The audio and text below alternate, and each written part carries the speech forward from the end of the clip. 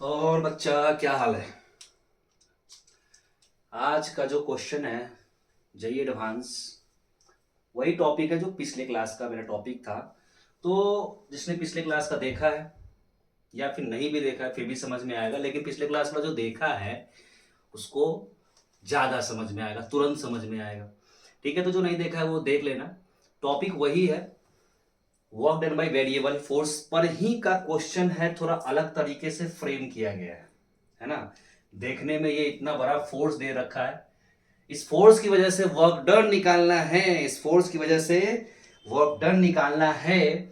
और पहले तो ये फोर्स दिया हुआ है और दिख रहा होगा, ये आई कैप और जे कैप टू डायमेंशनल में फोर्स है। Find work done when the particle is taken from the point a, 0 to 0, a along the circular path of radius a about the origin in the xy plane। सबसे पहले x Y plane बनाए हैं और coordinate यहां पर a, 0, x में a, y में 0 और यहां पर 0, a है। तो पार्टिकल जब a, 0 से 0, a गया है ना। तो यहां पर मैं a पॉइंट बोलता हूं और यहां पर b पॉइंट बोलता हूं। तो इस फोर्स की वजह से इस पाथ में किया गया वर्क डन क्या होगा।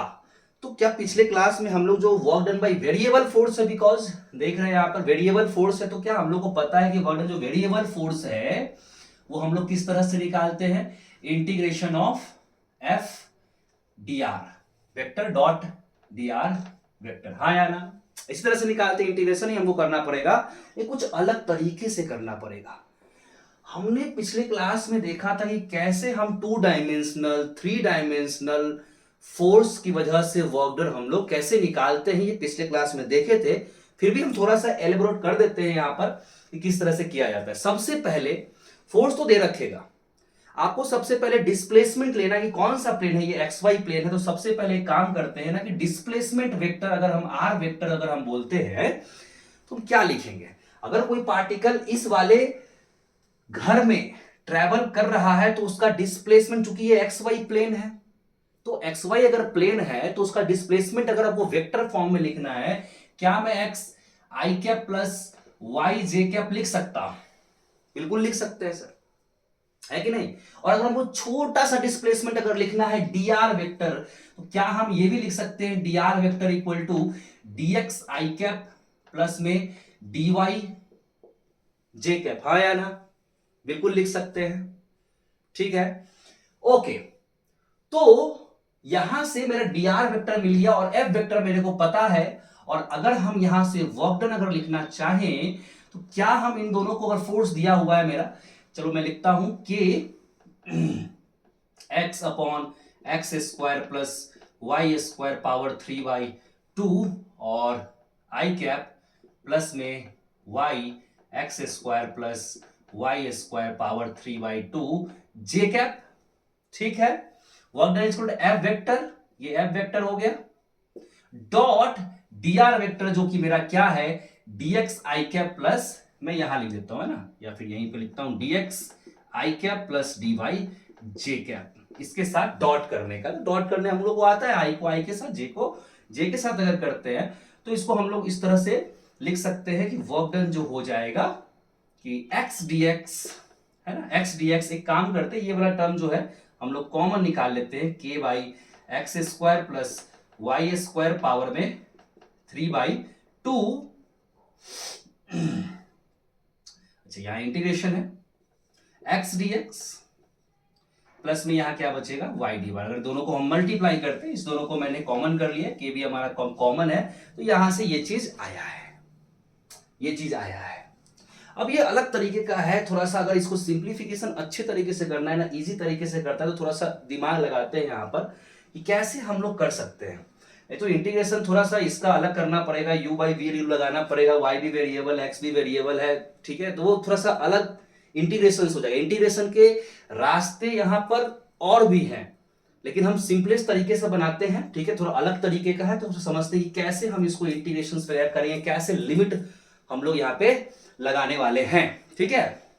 चलिए, तो एक काम करते, क्या हम इसको ऐसे लिख सकते हैं, X square plus Y square power 3/2, ध्यान दीजिएगा क्या हम एक्स डीएस को डी एक्स स्क्वायर बाई 2 लिख सकते हैं?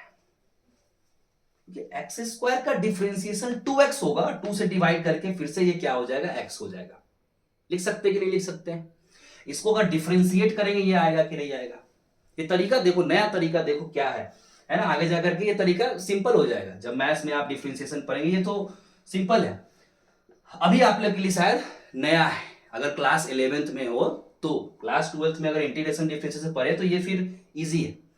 और उसी तरह से मैं इसको लिख सकता हूं वाई स्क्वायर बाई 2 डी, इसका डिफरेंशिएशन चूंकि मेरा क्या हो जाएगा, वाई डी वाई हो जाएगा। सिंपल सी बात है। ओके ठीक है सर। अभी देखेंगे लिमिट कहां से लगाने का है, कहां से लगाने का। अब यार इसको कैसे इंटीग्रेशन किया जाए, हमने इसको क्यों किया, अभी धीरे धीरे समझ में आएगा कि हम क्यों कर रहे हैं ऐसा। ठीक है, तो थोड़ा सा इसको मैं जगह के लिए अभी जो क्वेश्चंस को मैं हटा देता हूं, डायग्राम रहने देता हूं। ठीक है, अब देखो ये वाला जो चीज है मैं क्या कर रहा हूं। सबसे पहले ये जो 2 है, ये जो हमारा 2 है, इसको भी कॉमन करके अगर हम बाहर निकालें, work done equal to K by 2 X square plus में वाई स्क्वायर पावर 3 बाई 2, तो यहां मेरा बचेगा डी एक्स स्क्वायर। अच्छा, मैं तो इसको डी एक्स स्क्वायर प्लस में डी वाई स्क्वायर, इसको हम लोग लिख सकते हैं। अब इसको फर्दर हम लोग इस तरह से भी लिख सकते हैं, इस तरह भी लिख सकते हैं कि K by 2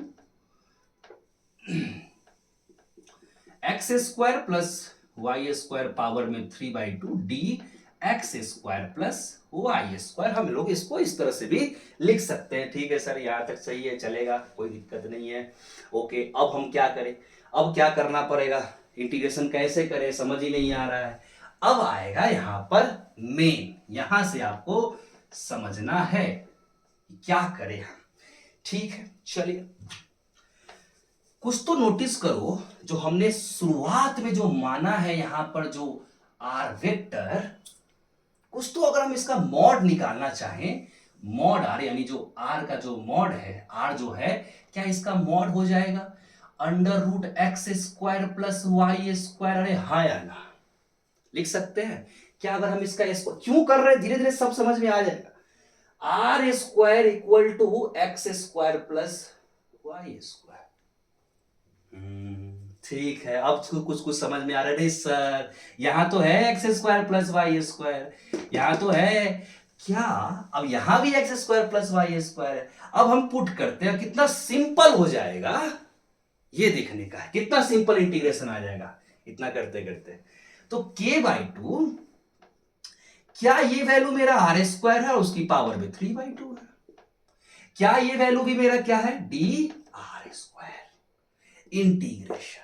okay sir, W equal to K by 2, ध्यान दीजिए स्क्वायर मरा, ये क्या हो गया आर क्यूब, आर स्क्वायर का डिफरेंशिएशन 2r, dr भी आएगा 2r dr। ठीक है सर, ओके, यहां से मेरा ये गया, क्या बचा मेरा इंटीग्रेशन, क्या बचा, एक हमारा एक r भी जाएगा तो dr बाई आर स्क्वायर का इंटीग्रेशन। कितना सिंपल आ गया सर, आर की पावर -2 का इंटीग्रेशन करना है, कितना सिंपल है। और इसका इंटीग्रेशन क्या हो जाएगा, क्या हो जाएगा, अच्छा के है, के को मत भूलो, कोई बात नहीं है सर, के तो है ही हमारा। ठीक है, आर एक पावर -2 का इंटीग्रेशन क्या, -2 + 1, -2 + 1, ये वैल्यू मेरा आएगा -1/r, यानी -k/r आएगा। अरे हाँ या ना, आएगा कि नहीं आएगा। अब सर लिमिट क्या पुट करेंगे, लास्ट में हम लोग लिमिट जरा पुट कर देते हैं। चलिए भैया, आर ए से लेकर के आर बी तक, चूंकि हम ए से कहां जा रहे हैं, बी की तरफ जा रहे हैं, बड़ा इंटरेस्टिंग चीज है सर ये आर क्या है। तो आ जाओ आर की तरफ, यहां आ जाओ। जब ए पॉइंट मतलब a,0 एक्स का वैल्यू a रखोगे, y का वैल्यू 0 रखोगे, तो r का वैल्यू क्या आएगा, क्या आएगा, या फिर तुम यहां रख लो, y का वैल्यू 0, x का वैल्यू a स्क्वायर मतलब R square equal to a square मतलब r का वैल्यू a। ठीक है, r का वैल्यू a, यानी ये वैल्यू सर a है। अब अगर तुम ये पॉइंट रखते हो 0, a, तो sir x0 y square R square equal to a square, फिर से ये क्या आ जाएगा a। क्या दोनों लिमिट मेरा सेम हो गया? ठीक है, इसका मतलब आंसर क्या आएगा मेरा, माइनस के तो बाहर निकाल दो, एक बार अपर लिमिट पुट करेंगे 1/a और एक बार लोअर लिमिट पुट करेंगे 1/a, आंसर क्या आएगा? 0 आएगा। मतलब ये फोर्स ने इस पाथ पर जो चल रहा है इस तरीके से ए से बी जाने में कोई भी वर्क डन नहीं किया, कोई भी वर्क डन नहीं किया। ठीक है ना, तो इस तरीके से देखो ये जेई एडवांस को देखो, कॉन्सेप्ट तो सेम है, सुनना ध्यान से, थोड़ा सा कॉन्सेप्ट सेम है। अरे work done by variable force है सर, डीआर लगा, लेकिन तरीका देख रहे हैं एडवांस किस तरह से आपको ये, इसमें ना एक्चुअली ये क्या था ना कि मैथ्स था, एक्चुअली ये क्या था कि मैथ्स आपको इंटीग्रेशंस किस तरीके से आप कर रहे हैं आप, ठीक है ना, तो ये वो चीज देखना चाह रहा था इस क्वेश्चंस में। ठीक है, तो जाकर के दोबारा से इसको खुद से ट्राई करना और बताना कैसा है, समझ में आ रहा है नहीं आ रहा है। ठीक है, ओके, तो फिर मिलते हैं हम लोग नेक्स्ट क्वेश्चन नेक्स्ट कॉन्सेप्ट के साथ, जेई एडवांस। ओके ठीक है, थैंक यू।